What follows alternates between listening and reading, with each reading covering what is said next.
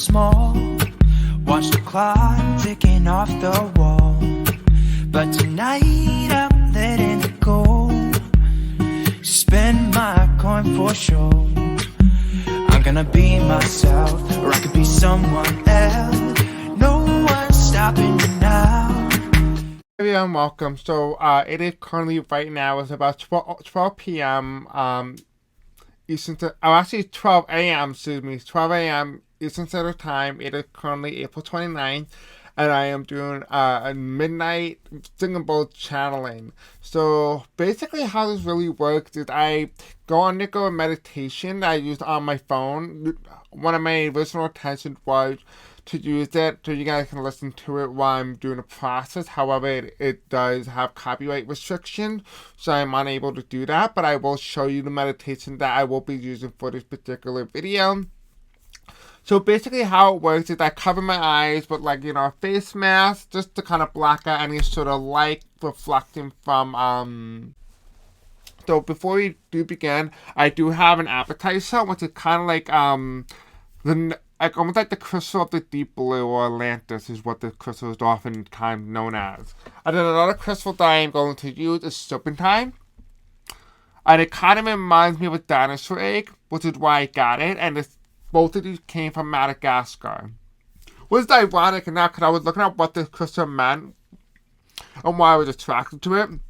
And turns out that even though it's not a literal dinosaur egg, it looks like a dinosaur egg because it actually comes from the Cretaceous period when dinosaurs roamed the earth. So I thought that was a very interesting fact. So yeah. But anyway, guys, let's begin. The thing that I'm using, look, it is 12 a.m. on Friday, April 29th. Ironic. And this is the meditation that I will be using. Okay, I will put that in the link in the description below, okay?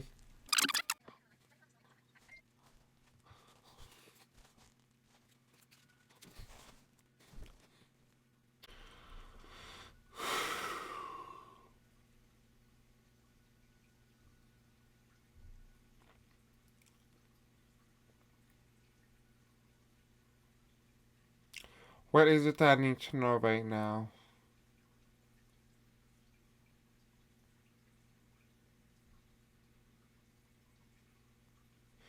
You are safe. You are fine. No matter where you are, you shall find hope in despair, love in the air. Just like fineness, we near and on here. Through and through, with all being said, once upon a time, it was once said. This is the story of Eden, the original one. There was a time during the Pink Valley, walking through. There were hills, both on the left and the right. It was beautiful. But this was another planet. Very different than the one you're on right now. The galaxies were different. The stars were different. The placement in the universe was different. But nonetheless, the story is similar. So much so that of your own home planet. But I am here today to provide you a message.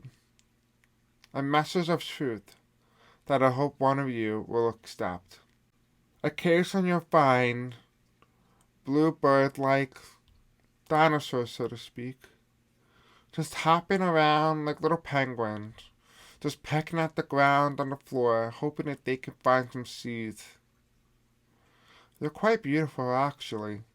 They have a dark blue hue, very similar to a dark royal blue, with a hint of a lighter blue shade, with a very long snout, unlike what they have now in this world, a beak. They instead have a snout with teeth. They were hopping, trying to find some food to salvage on. The ground was beautiful. It was green, with a little bit of pink. You go up between the valley, the hill, When you go between the two mountains, there is a path that it takes you, winding between each hill that you pass. As you go through, the sun sets upon you. As you walk further and further down, you enter this valley of field, this plain, tall grass, so tall, about at least 6 feet. What's weird about this grass is that the grass was like none other than what you see in your world. It's almost like wheat, in a way, but it's tall. Taller than I think about 6 feet, based on my estimate. And as you go down further and further, it starts to look very similar to what you guys would call a corn maze, but it's not corn. It's very skinny grass that is very tall. And when you go through this, when you run through this, it's a great way to hide, but it's also a very dangerous place, because you don't know what lives among us. But as you go further and further in, you believe that you are protected, that you have protection. And as you go further and further inwards, you find yourself stranded in quicksand, sinking deeper and deeper. As you start to claw your way out, grafted onto your final breath, you are swallowed further and further inside of Earth. And as you get swallowed more further down, quicker and quicker, you are spit out, but inside of Earth. And you find yourself falling hundreds and hundreds of feet onto the ground. You're covered in dirt. And as you pull yourself up, you realize that you fell into dung. And now you're covered in this glossy, smelly chocolate. And now you have to clean yourself off. But there's no river nearby. You have to take this path going forward.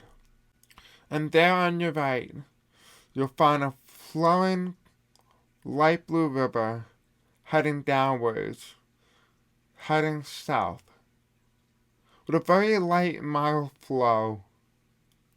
Now as the water flows down, you begin to put your head closer to the water, as it's extremely shallow, about 2 to 3 feet off the ground, like a waterfall. And you start to take your hand and you start to cup.